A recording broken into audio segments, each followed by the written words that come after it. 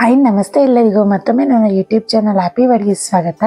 ಇವತ್ತು ನಾನು ನಿಮಗೆ ತುಂಬಾ ರುಚಿಯಾಗಿರುವಂಥ ಒಂದು ಬ್ರೇಕ್ಫಾಸ್ಟ್ ರೆಸಿಪಿ ತೋರಿಸ್ಕೊಡ್ತೀನಿ. ಕೊಕೊನೆಟ್ ರೈಸ್ ಯಾವ ರೀತಿ ಮಾಡೋದು ಅಂತ ತೋರಿಸ್ಕೊಡ್ತೀನಿ. ತಿನ್ನೋಕೆ ಎಷ್ಟು ರುಚಿಯಾಗಿರುತ್ತೋ ಮಾಡೋಕ್ಕೂ ಅಷ್ಟೇ ಸುಲಭವಾಗಿ ಮಾಡ್ಕೋಬೋದು. ಬೆಳಗ್ಗೆ ಹೊತ್ತು ಕ್ವಿಕ್ಕಾಗಿ ಆಗಿಬಿಡುತ್ತೆ ಅಂತಲೇ ಹೇಳ್ಬೋದು. ಈ ರೆಸಿಪಿ ಮಕ್ಳಿಗಂತೂ ತುಂಬಾ ಇಷ್ಟ ಆಗುತ್ತೆ.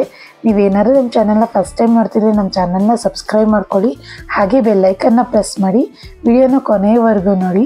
ಫಸ್ಟ್ ಇಲ್ಲಿ ನಾನು ಒಗ್ಗರಣೆ ಮಾಡ್ಕೊಳೋದಕ್ಕೆ ಒಂದು 4ರಿಂದ 5 ಸ್ಪೂನ್ ಆಗೋಷ್ಟು ಎಣ್ಣೆನ ಹಾಕೋತಾ ಇದ್ದೀನಿ.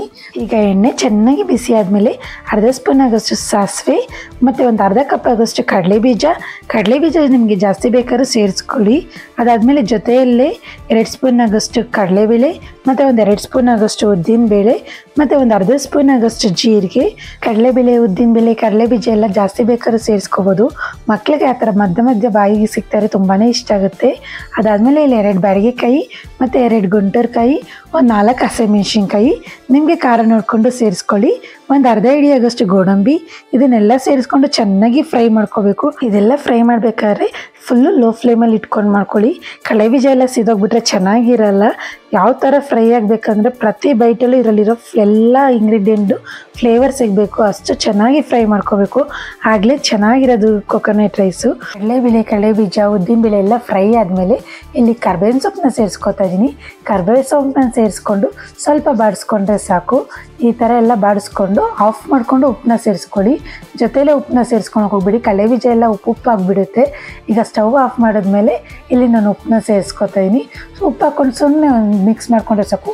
ಮತ್ತು ಇದಕ್ಕೆ ಉಪ್ಪು ಜಾಸ್ತಿ ಅವಶ್ಯಕತೆ ಇಲ್ಲ, ಒಂದು 1/4 ಸ್ಪೂನ್ಗಿಂತ ಸ್ವಲ್ಪ ಜಾಸ್ತಿ ಅಷ್ಟೇ ಉಪ್ಪು ಹಿಡಿಯುತ್ತೆ ಇದಕ್ಕೆ. ಅದಾದಮೇಲೆ ನಿಮಗೆ ಎಷ್ಟು ರೈಸ್ಗೆ ಮಿಕ್ಸ್ ಮಾಡ್ಕೊತಾ ಇದ್ದೀರೋ ಅಷ್ಟು ಗೊಜ್ಜನ್ನ ಒಂದು ಬಾಣಲೆಯಲ್ಲಿ ಇಟ್ಕೊಂಡು ಇಲ್ಲಿ ನಾನು 1 ಕಪ್ ಆಗೋಷ್ಟು ಬಿಡಿಯಾಗಿ ಮಾಡ್ಕೊಂಡಿರೋಂಥ ಅನ್ನನ ಸೇರಿಸ್ಕೊತಾ ಇದ್ದೀನಿ. ಅದಾದಮೇಲೆ ಇಲ್ಲಿ ಮೇಲೆ ತೆಂಗಿನಕಾಯಿ ತುರಿನ ಹಾಕ್ತಾಯಿದ್ದೀನಿ. ಈ ಥರ ಹಾಕೋದ್ರಿಂದ ತುಂಬಾ ಟೇಸ್ಟ್ ಚೆನ್ನಾಗಿ ಬರುತ್ತೆ. ನೀವು ಬೇಕಿರೋ ಗೊಜ್ಜು ಜೊತೆನೇ ಕಾಯಿನೂ ಹಾಕ್ಕೊಂಡು ಫ್ರೈ ಮಾಡ್ಕೋಬೋದು.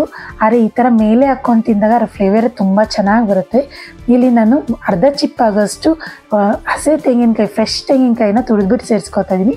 ಮೇಲೆ ಸ್ವಲ್ಪ ಕೊತ್ತಂಬರಿ ಸೊಪ್ಪನ್ನ ಹಾಕ್ಕೊಂಡು ಚೆನ್ನಾಗಿ ಮಿಕ್ಸ್ ಮಾಡಿಕೊಂಡ್ರೆ ಕೊಕೊನೆಟ್ ರೈಸ್ ರೆಡಿ ಆಗಿಬಿಡುತ್ತೆ.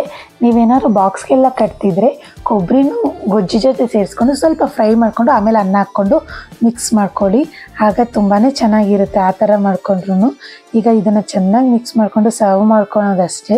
ತುಂಬಾ ರುಚಿಯಾಗಿರುವಂಥ ಕೊಕೊನೆಟ್ ರೈಸ್ ಯಾವ ರೀತಿ ಮಾಡೋದಂತ ತೋರಿಸ್ಕೊಟ್ಟಿದ್ದೀನಿ. ಇವತ್ತು ಮಾಡಿ ತೋರಿಸಿ ರೆಸಿಪಿ ಹೇಗನ್ಸು ಅಂತ ಕಮೆಂಟಲ್ಲಿ ತಿಳಿಸಿ. ನೀವು ನಿಮ್ಮ ಮನೇಲಿ ಟ್ರೈ ಮಾಡಿ ಹೇಗೆ ಬಂತು ಅಂತ ಹೇಳಿ. ನಿಮಗೆ ಕಾಯಿ ಎಲ್ಲ ತುಂಬಾ ಇಷ್ಟ ಆಯಿತು ಅಂದರೆ ಕಾಯಿ ಜಾಸ್ತಿ ಸಹ ಸೇರಿಸ್ಕೊಂಡು ಮಾಡ್ಕೋಬೋದು. ತುಂಬಾ ರುಚಿಯಾಗಿರುತ್ತೆ ಈ ರೆಸಿಪಿ. ಅನ್ನ ಬಿಡಿಯಾಗಿ ಮಾಡಿಕೊಂಡು ಸೇರಿಸ್ಕೊಳ್ಳಿ, ಆಗಲೇ ರುಚಿ ಚೆನ್ನಾಗಿ ಬರೋದು. ಅನ್ನ ಮುದ್ದೆ ಎಲ್ಲ ಮಾಡಿಕೊಂಡು ಸೇರಿಸ್ಕೊಳಕ್ಕೆ ಹೋಗಬೇಡಿ. ಇವತ್ತು ಮಾಡಿ ತೋರಿಸಿ ರೆಸಿಪಿ ನಿಮ್ಗೆ ಇಷ್ಟ ಆಗಿರೋ ಲೈಕ್ ಮಾಡಿ, ಶೇರ್ ಮಾಡಿ, ಸಬ್ಸ್ಕ್ರೈಬ್ ಮಾಡ್ಕೊಳ್ಳಿ. Thanks for watching.